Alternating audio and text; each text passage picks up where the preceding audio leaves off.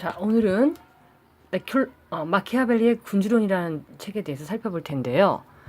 자, 군주론의 첫 번째로 시대적 배경, 두 번째 군주론의 저자인 니콜로 마키아벨리의 생애, 세 번째 군주론의 내용, 그 다음에 네 번째로는 이 군주론에서 모범적인 군주의 사례로 인용되고 있는 체사레 보르자에 대해서 왜 체사레 보르자가 모범적인 군주인가에 대해 살펴보고, 다섯 번째 책 속의 한 줄을 살펴보겠습니다. 첫 번째 시대적 배경을 보면은요, 이 책은 15세기 이탈리아를 배경으로 하는데요. 그 마키아벨리가 살았던 15세기 이탈리아는 여러 개의 작은 도시 국가가 서로 대립하면서 전쟁을 벌이는 일이 끊이지 않았는데요. 피렌체, 베네치아, 밀라노, 로마 교황청, 나폴리의 5개 지역 강국 사이에 세력 균형이 1454년 이후 유지되고 있었습니다. 그런데 1494년 프랑스의 샤를 8세가 침공하면서 피렌체에서는 메디치 가문이 권력을 잃고 급진적인 공화파가 집권하게 되는데요.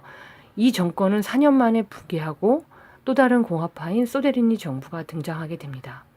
당시 29살이었던 마키아벨리는 14년 동안 이 피렌체 공화정의 소위 고위 공직자로 근무하는데요. 1512년 가을 교황과 에스파냐 황제의 군사 개입으로 피렌체는 또다시 귀족인 메디치 가문의 지배를 받게 됩니다. 이 시기 이탈리아의 도시국가들과는 비교할 수 없이 강력한 프랑스와 에스파냐라는 두 제국이 등장하면서 평화롭던 이탈리아는 혼란에 빠지게 되는데요. 피렌체를 포함한 이탈리아 북부 지역 국가들은 외세의 먹잇감으로 전락하게 됩니다. 이렇게 강력한 외부의 적을 상대해야 하는 환경에서는 주민들 사이의 불화를 조장한다거나 파벌로 분열을 일으키는 것 같은 정통적인 통치 방식은 더 이상 허용될 수 없고 국가 내부의 통합을 강화할 수밖에 없죠. 그래서 군주론은 1494년 프랑스 침공과 그로 인한 메디치 정부의 붕괴, 그리고 뒤따르는 피렌체의 정치 혁명으로부터 시작해서 1512년 에스파냐군의 침공으로 2000명의 피렌체 민병대가 사륙당하고 도시가 약탈당하는 참극이 벌어진 때까지를 시간적 배경으로 합니다. 마키아벨리는 군주론 12장에서 프랑스의 샤를 왕은 분필 한 자루로 이탈리아를 정복하는 것이 가능했다라는 말로 당시 이탈리아의 무력함을 묘사하는데요. 조국의 어려운 현실 속에서 마키아벨리는 운명이 가져온 재난에 대항하고 분노한 강의 급류를 막기 위해 분투하는 군주를 상상했던 것이 분명합니다. 자, 두 번째, 니콜로 마키아벨리의 생애를 살펴보면요. 마키아벨리는 1469년 피렌체에서 가난한 변호사의 아들로 태어났습니다. 그는 1498년 수립된 소데리니 정부에서 외교, 군사 분야의 중요 공직을 담당했는데요. 젊은 시절의 그에 대한 기록은 거의 존재하지 않지만 공직에 선출된 것으로 볼 때 당시 엘리트들처럼 라틴어 교육과 고전 교육을 포함한 인문학 교육을 받았음이 분명합니다. 공직 기간 동안 마키아벨리는 프랑스 궁정과 신성 로마 제국 황제의 궁정, 로마 교황청을 수도 없이 방문했습니다. 이 기간 동안 그는 체사레 보르자도 만났는데요. 로마 교황청군의 총사령관으로 로마니아 지방을 평정하면서 피렌체와 토스카나 지방으로 침공할 준비를 하고 있던 체사레 보르자를 방문했고, 또 알렉산드르 6세의 사망으로 시리에 빠져있던 체사레 보르자를 로마에서 만나기도 했습니다. 1512년 공화국이 붕괴되고 메디치 가문의 정권이 다시 복원되자 마키아벨리는 14년 동안 근무했던 외교 군사 분야의 공직에서 파면되었을 뿐만 아니라 반 메디치 음모에 가담했다는 혐의로 투옥됩니다. 혐의를 끝까지 부인했지만 그는 스트라파도라는 가혹한 고문까지 받게 됩니다. 조반니 데 메디치가 교황으로 선출된 것을 기념하는 대사면으로 가까스로 풀려나는 행운이 없었더라면 아마 그는 생명까지 위태로웠을지도 모릅니다. 이후 그는 피렌체 남쪽 교회의 작은 농장에서 부인과 6명의 자녀를 건사하며 어렵게 생활해야만 했는데요. 이곳에서 저술 활동에 전념하면서 공직 복귀를 시도했지만 뜻을 이루지는 못하였습니다. 그의 대표작인 군주론과 티투스 리비우스의 로마 사척 식권에 관한 강론이라는 책은 바로 이 시기의 작품입니다. 파직된 후 사망할 때까지의 물질적으로 정신적으로 매우 힘들게 살아야 했기에 그의 저술 전체에는 비관적인 정주가 흐르는데요. 당시의 정치 환경뿐 아니라 이런 그의 내면적 체험이 큰 영향을 미쳤을 것으로 보입니다. 사망하기 얼마 전 쓴 편지에서 그는 자신을 역사가, 희극작가, 비극작가라고 표현했습니다. 자신과 자신의 조국 이탈리아의 비극적 운명은 그의 모든 역사적, 정치적 저작에 흐르는 드러나지 않는 주제라고 할 수 있겠네요.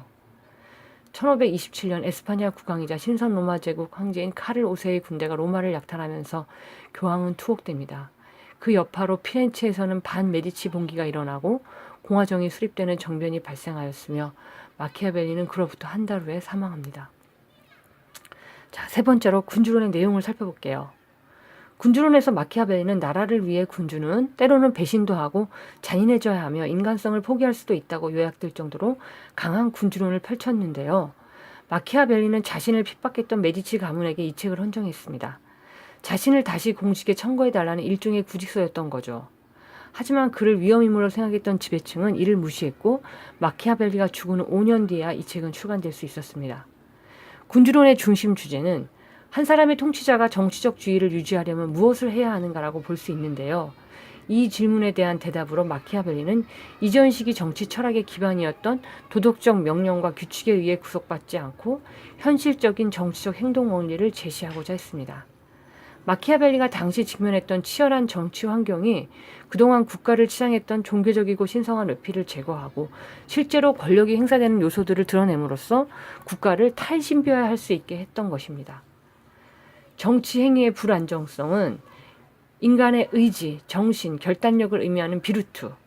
비루트는 여기서 통치자가 하지 않으면 안 되는 과업을 과감하고 적극적으로 해내는 주체적 의지나 역량, 힘을 의미한다고 볼 수 있는데요. 이 비루트와 인간이 통제할 수 있는 범위를 벗어나 있는 운명, 행운, 기회를 말하는 외부적 힘인 포르투나. 이 비루트와 포르투나 간의 항구적인 투쟁의 결과물로 나타나는 것이 결과물이 정치 행위이기 때문에 정치 행위는 불안정할 수밖에 없다는 것입니다. 통치자, 지도자 같은 정치 행위의 주체적 역량과 객관적 환경, 조건 간의 끊임없는 그리고 역동적이고 투쟁적인 관계가 정치적 경과를 만들어내는 것입니다. 이 투쟁에서 성공하기 위해서는 운명을 지배해야 하며 그러기 위해서는 이성, 의지력, 본능을 포함하는 인간의 모든 역량과 자원을 총동원하지 않으면 안 됩니다. 마키아벨리는 변화하는 환경과 조건에서 어떻게 이성과 의지력을 사용하여 소기의 목적을 달성할 수 있는지를 보여주려 했습니다. 마키아벨리 이전 시기인 15세기 말에 이미 정치 이론가들은 통치체제를 군주, 귀족, 통치자에 의한 지배와 민중에 의한 지배로 구분하였습니다. 마키아벨리 역시 이를 따라 1장에서 모든 국가를 공화정과 군주정으로 양분합니다. 1장, 12장에서는 군주국에는 어떤 유형들이 있고 군주는 이런 군주국을 어떻게 획득하고 통치하느냐는 문제를 다룹니다. 여기서는 세습 군주국, 혼합 군주국, 정령되기 전 자신들의 법에 따라 살아온 자치도시나 군주국, 자신의 군대와 자신의 비루트로 획득한 신생 군주국, 타인의 무력과 운명의 힘으로 획득한 신생 군주국, 시민 군주국, 교회 군주국 등에 대해 설명합니다. 그리고 12장부터 14장까지는 군주는 군사력을 어떻게 사용하고 다뤄야 하는가에 대해 설명하는데요. 자신의 민중을 조직한 민병이 용병과 원군에 비해 얼마나 우월한가 하는 점을 설명합니다. 군대의 다양한 종류와 용병, 그리고 원군, 혼성군, 자국군을 비교하여 설명하고 군주는 군사 문제에 대해 어떻게 처신해야 하는지 이야기합니다. 15장과 23장에서는요. 군주가 어떻게 행해야 하는가를 다루는데요. 군주가 칭찬받는 일, 비난받는 일, 너그러움, 인색함, 잔인함, 자비로움, 사랑받는 것, 두려움의 대상, 군주의 신의, 경멸과 미움을 피하는 문제, 요새를 구축하는 일, 탁월한 존재로 여겨지기 위해 할 일, 측근, 신하, 아청꾼을 피하는 방법에 대해 설명합니다. 그리고 마지막으로 24장과 26장은 이 책의 결론 부분에 해당하는데요. 이탈리아는 왜 국가를 상실했는지, 앞으로는 어떤 군주가 필요한지 설명하고 있습니다. 그렇다면 왜 체사레 보르자일까요? 마키아벨리는 운명의 힘이 아니라 자신의 비루트에 의해 군주가 된 탁월한 인물로 이스라엘의 모사, 페르시아의 키루스, 로마의 로물루스, 아테네의 테스우를 꼽는데요. 하지만 현실에서는 그런 능력을 가진 국가 창건자를 발견할 수 없으므로 그들을 모델로 할 수는 없다고 말합니다. 그러면서 7장에서 체사레 보르자를 등장시키는데요. 그는 기본적으로 행운에 힘입어 군주의 지위에 올랐지만 동시에 비루트를 형연하는 인물입니다. 체사레 보르자는 교황 알렉산드로 6세의 아들로 아버지와 프랑스 왕의 후원을 받아 이탈리아 중부 로마나 집안의 통치권을 확보하고 자신의 왕국을 세우려 하였지만 아버지가 죽자 자신도 병이 들었으며 새 교황 율리우스 2세가 대입하면서 체포와 탈출을 거듭하다 뜻을 이루지 못하고 사망하였습니다.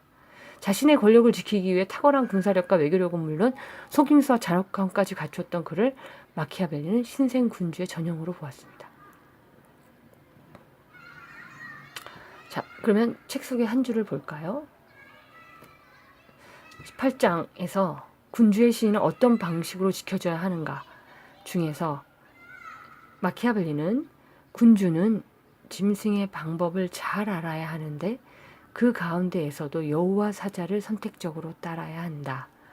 사자는 함정으로부터 자신을 지키기 어렵고 여우는 늑대로부터 자신을 지킬 수 없기 때문이다. 따라서 함정을 식별하기 위해서는 여우가 될 필요가 있고 늑대를 혼내주기 위해서는 사자가 될 필요가 있다. 따라서 현명한 통치자라면 신의를 지키는 일이 자신에게 불리하게 작용하거나 자신이 약속한 이유가 소멸할 경우 약속을 지킬 수 없으며 지켜서도 안 된다. 만일 인간이 모두 선하다면 이런 계율은 유효하지 않을 것이다. 그러나 사람들은 비열하고 당신과의 신의를 잘 지키지 않는다. 그렇기에 마찬가지로 당신 역시 그들과의 신의를 꼭 지켜야 하는 것은 아니다. 여우의 방법을 더 잘 알았던 사람들이 더 성공적이었다는 것은 이미 판명된 사실이다. 그러나 이 같은 여우의 본성을 잘 숨길 줄 알아야만 한다.